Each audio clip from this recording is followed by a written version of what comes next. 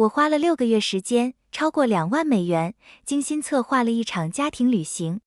可谁知，我伴侣的青梅竹马维多利亚听说我们的行程后，哭着求着要加入。亚历山大毫不犹豫地取消了我在安保车队的名额，转手给了他。他逼我独自穿越致命的暗影狼群领地，这段36小时的路程，上个月就有3只狼丧命其中。全家人都支持亚历山大的决定，完全不顾我的安危。于是我改了行程，本该南下，我却一路向北。我花了3个月尽情享乐，对他们的精神链接信息置之不理。直到这时，这家人终于慌了。我的伴侣亚历山大很少从战士职责中抽身休假，所以我策划了一场前往北境的家庭旅行。作为狼群的首席治疗师，我完全负担得起这笔开销。我的私人诊所月入5万美元，而亚历山大的战士薪资勉强达到3000美元。我花了6个月时间挑选最安全的路线，还与其他狼群协商通行权。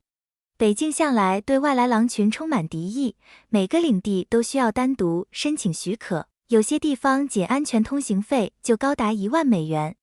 从领地许可、安全屋预定、狩猎场申请，到所需的医疗用品，所有事情都是我一手包办，家里其他人什么都不用做。亚历山大的父母住在我们别墅的客房1，自从狼群职务退休后，他们就完全靠我的收入生活。他10几岁的妹妹艾玛，从10岁起就由我负责照顾。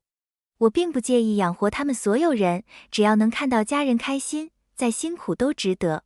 我的治疗诊所生意火爆，各个领地的狼都来找我咨询，尤其是伴侣关系辅导。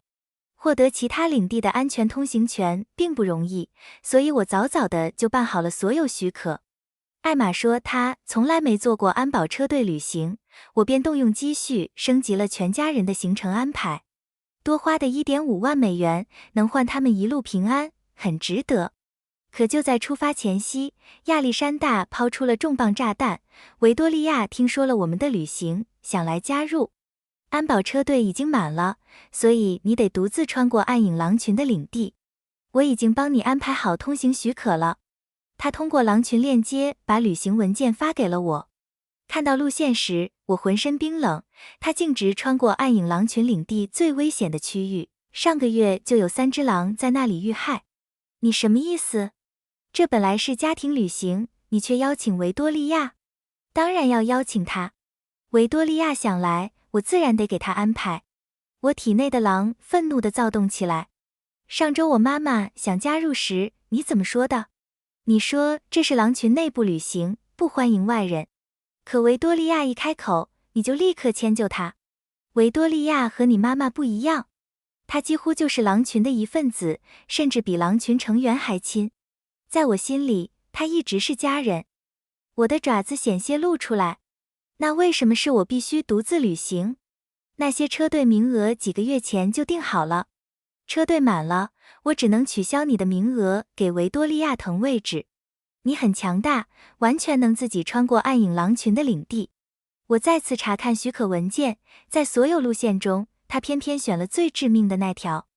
所以维多利亚做安保车队，而我要冒着生命危险独自穿越敌对领地。你不是总说想去其他领地看看吗？现在机会来了。我看向詹姆斯和萨拉，我供养了多年的亚历山大的父母。詹姆斯移开了视线。萨拉走过来，脸上带着安抚的笑容。斯嘉丽，亲爱的，维多利亚和亚历山大从小就在同一片猎场长大，他们有那么多共同回忆，当然应该一起旅行。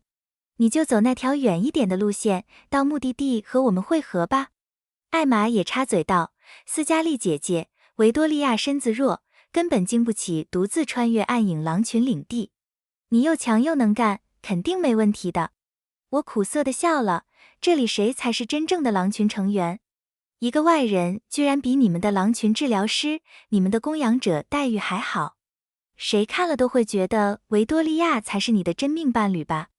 亚历山大的眼睛因愤怒泛起金色，不就是换条旅行路线吗？别小题大做。维多利亚是家人，我们从小一起长大，不能让她独自穿越敌对领地。就做这点牺牲，展现一下合格伴侣该有的样子。就在这时，别墅的前门开了，艾玛冲过去迎接维多利亚，她一身名牌服饰，价值比亚历山大1个月的工资还高。维多利亚，我等你好久了，快进来，快进来。艾玛帮维多利亚拎起巨大的路易威登旅行包。我好想你啊，要是你当初没离开我们领地就好了，你要是和亚历山大结为伴侣，就能做我真正的姐姐了。萨拉握住维多利亚精心修剪过的手，说得对，我一直把你当成未来的儿媳，在我心里没人能比得上你。他们就在我面前说这些话，毫无羞耻之心。那一刻，我对他们所有人的心意彻底冰封。维多利亚虽是亚历山大的青梅竹马，却在我们狼群遭遇经济危机时抛弃了他。6年前，狼群几乎濒临崩溃，我们的领地遭到突袭，产业全被摧毁。维多利亚一家是第一个逃跑的，还卷走了所有钱财。他们甚至没说一句再见，就那样在某个夜晚消失得无影无踪。亚历山大当时悲痛欲绝，他本打算那个月就和维多利亚结为伴侣。是我还清了狼群50万美元的债务，即便在那时，我的治疗诊所生意也依旧火爆。亚历山大接受我做他的伴侣，不过是出于感激。其他战士都嘲笑他，骂他是吃软饭的。可我不在乎，我以为我们之间会慢慢生出爱情。说到底，这个狼群欠我的太多了。艾玛从10岁起就由我照顾，我给她做饭、洗衣服，送她去训练。我为她请私教，每个月光额外课程就花5000美元。我给她买名牌衣服，让她不至于在其他狼群的女儿面前感到自卑。如今她15岁，我已经养育了她5年。我名义上是她的姐姐，实际上却更像她的母亲。至于詹姆斯和萨拉，我给了他们一切。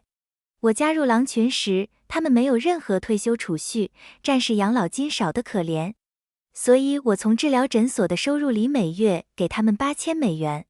我给他们买了辆豪华 SUV， 方便他们出行。我支付他们的医疗费用，萨拉的关节炎，詹姆斯的心脏病。我承担别墅每月1.2万美元的房贷，包揽所有家庭开支和1日3餐。我雇了清洁工、园丁和助理，让他们过得舒心自在。单是别墅的电费每月就1000美元，我从未抱怨过。我与其说是他们儿子的伴侣，不如说是他们的经济支柱，一个既会做饭又会打扫的自动提款机。就连我的治疗诊所大楼也在补贴狼群收入，我以折扣价把场地租给狼群的商户。我的客户名单里包括3个领地最有权势的一些狼。每次治疗收费1000美元，我每周工作60个小时，就是为了养活这个家。我为这个狼群付出了这么多，他们却把外人看得比我还重。维多利亚走到我面前，脸上带着嘲讽的笑容。她身上的名牌套装，价值可能比亚历山大2个月的工资还高。对不起啊，斯嘉丽姐姐，要是早知道我加入会逼得你独自穿越暗影狼群领地，我可能就拒绝了。我本来想退出的，但亚历山大坚持说他有办法。我提出自己走那条危险路线，可亚历山大坚决不让我独自穿越敌对领地。希望你能理解。艾玛像只饥饿的小狗一样粘着维多利亚的胳膊，这个我养育宠爱了5年的妹妹。当然能理解，那些暗影狼群的狼太危险了，要是他们盯上你怎么办？不像我姐姐，她看起来那么凶悍，像只愤怒的母狼，就连孤狼见了她都会逃跑。2人相视而笑。狼群里谁都知道暗影狼群的领地有多致命，上个月有3只独行狼遇害，还有2只失踪。可他们却毫不犹豫地把他们的狼群治疗师、他们的供养者送入险境。亚历山大看到我脸色阴沉，语气缓和了些，听着，我知道这不理想，但我们别无选择。你一直看中的那间高端治疗诊所场地，去租下来吧，别担心费用。我伸出手，5万美元，现在就给。这么多？我让你花自己的钱，你该感恩才对，别得寸进尺。我冷笑一声，我花自己的钱什么时候需要你允许了？你每个月给这个家带来多少收入？亚历山大的脸涨红了，你太过分了。他每月贡献$3000，而我是$50000。他没给过任何伴侣聘礼，除非把我还清的$50万狼群债务算上。我们结为伴侣时，我带来了$40万和这栋别墅，单是别墅就价值$200万。这个家舒适的生活全靠我的治疗诊所支撑。其他狼群成员都看在眼里，他们私下议论这个靠伴侣养活的战士。既然他们这么偏爱维多利亚，不如让他来养活这个家好了。看看他们靠一个失败治疗师的收入能撑多久。斯嘉丽，快去做饭，大家都饿了。萨拉喊道。维多利亚，你小时候经常和亚历山大一起吃饭对吧？是啊，那时候我们一天一起打猎3次，多美好的回忆啊！你离开这么久，肯定很想念萨拉做的饭吧？我转向萨拉，萨拉，不如你给维多利亚做饭吧。说完，我在我们的意大利真皮沙发上坐下，开始梳理毛发。这沙发花了$1.5万，是我上个月用治疗诊所的收入买的。亚历山大走过来，你竟敢让萨拉做饭？他的关节炎又犯了，起来去做饭。就是我每月花$3000治疗的关节炎。我故作惊讶，萨拉，你不舒服吗？怎么不告诉我？我可以给你治疗啊。萨拉怒气冲冲，谁不舒服了？我好得很，别诅咒我。既然你没事，为什么不给维多利亚做饭？你不想做吗？萨拉的脸色沉了下来，谁说我不做？他在厨房里忙活了2个小时，才终于端上晚饭。艾玛拉着维多利亚走到我平时在餐桌旁的位置。姐姐，维多利亚是客人，你不介意让个位置吧？萨拉舀起汤，要是觉得靠边不舒服，就把碗拿到厨房去吃，吃完顺便收拾干净。简直难以置信，他们连餐桌都不让我坐。不用了，我的客户在等我，我出去吃。亚历山大低吼，我们明天就要出发了，你要去哪儿？行李收拾好了吗？怎么，你们这些勇猛的战士连收拾行李都不会？我转身走出房门，留下亚历山大目瞪口呆。3. 我在我们领地最昂贵的餐厅犒劳了自己一顿$1000的牛排。不用养活一大家子，这只母狼终于有钱挥霍了。我一直玩到月上中天才回到别墅。回去时，别墅一片漆黑。我外出的这段时间，没有一条精神链接信息，没有电话，没有短信，他们全都安心睡了，根本没把我放在心上。我在黑暗中走向主卧，一进门，我体内的狼就本能地退缩了。维多利亚廉价的香水味充斥着整个房间，还混合着另一种让我恶心的气味——亚历山大动情的气息。我的领地，我的家，我的伴侣，全被玷污了。我一坐上我们的加州特大号床，一声尖叫就划破了寂静。啊！我吓了一跳，赶紧打开灯。只见维多利亚躺在我的位置上。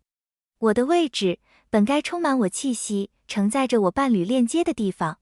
我怒火中烧，体内的狼嘶吼着想要血债血偿，多年的愤怒管理治疗训练瞬间抛到九霄云外。没等我多想，爪子已经弹出，一巴掌扇在了维多利亚脸上。我没有留情，爪子留下了深深的抓痕。维多利亚放声大哭，那些抓痕却已经在慢慢愈合。亚历山大坐起身，把他护在身后。你为什么要攻击维多利亚？我们只是聊到很晚，不小心睡着了。他们亲密的姿势让伴侣链接发出刺耳的尖叫。是吗？你们不小心跑到我们的卧室，躺在我们的床上，还抱在一起。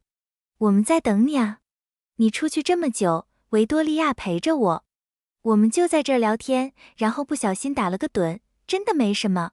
他的声音在颤抖，伴侣链接暴露了他的谎言。那为什么不打电话？不发短信？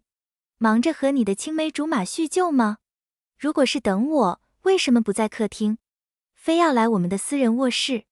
亚历山大的眼睛愤怒地闪烁着。斯嘉丽，你太不可理喻了。我能在我的埃及棉床单上闻到它们混合的气味，但万幸，我的伴侣链接没有发出痛苦的嘶吼，他们还没越过那条线，至少现在还没有。我转向维多利亚，我现在回来了。除非你打算和我们共享伴侣床。维多利亚捂着脸，亚历山大，好痛啊！又在扮演受害者，典型的维多利亚作风。亚历山大几乎是带着哀求的语气关心道：“我去拿点愈合膏。”他们一离开，我就用山茱萸封锁了卧室，启动了安全锁。这价值$10,000的安全设施花得太值了。我把所有沾染了他们气味的床上用品都扯下来扔进垃圾桶，然后用了遮味草药，才躺下睡去。第二天早上，亚历山大怒气冲冲地冲到我面前：“你昨晚到底想干什么？我花了好几个小时才进得了我们的卧室，你把全家人都吵醒了。我这不是体贴你吗？给你更多和维多利亚独处的时间，你应该感谢我才对。你脑子有病吗？我怎么会和维多利亚过夜？你才是我的伴侣。哦，现在想起我是你的伴侣了。我还以为维多利亚一回来，我就被彻底取代了呢。维多利亚出来当和事佬，别吵架了好不好？这场旅行本该开开心心的，别因为我搞砸了，我会很过意不去的。看看维多利亚多通情达理，不像你，小心眼又爱嫉妒。亚历山大低吼道。萨拉也加入进来：“斯嘉丽，你的行为越来越过分了，居然不让你的伴侣进卧室。下不为例，这次我们就不追究了。”詹姆斯怒视着我：“都是你把他惯坏了。战士的伴侣就该有自己的本分，没有哪个雌性敢拒绝伴侣进门。这么桀骜不驯就该受罚，好好教训他一顿，让他知道尊重。”艾玛得意地笑了：“姐姐，你这么善妒又脾气暴躁，我哥哥说不定会拒绝你这个伴侣呢。这个我养育宠爱了5年的妹妹。”维多利亚看着我，眼里满是胜利的光芒，已经开始想象自己取代我的位置了。亚历山大把行李拖到我面前：“快点，我们得出发去领地交界处了，不然要迟到了。”斯嘉丽，这些行李都由你带。萨拉说：“安保车队对携带物品有严格限制，你独自旅行，正好能把所有东西都带上。”我看着那8个巨大的名牌行李箱，每个都重达50多磅，笑了笑：“当然可以。你们先走，我马上就来。”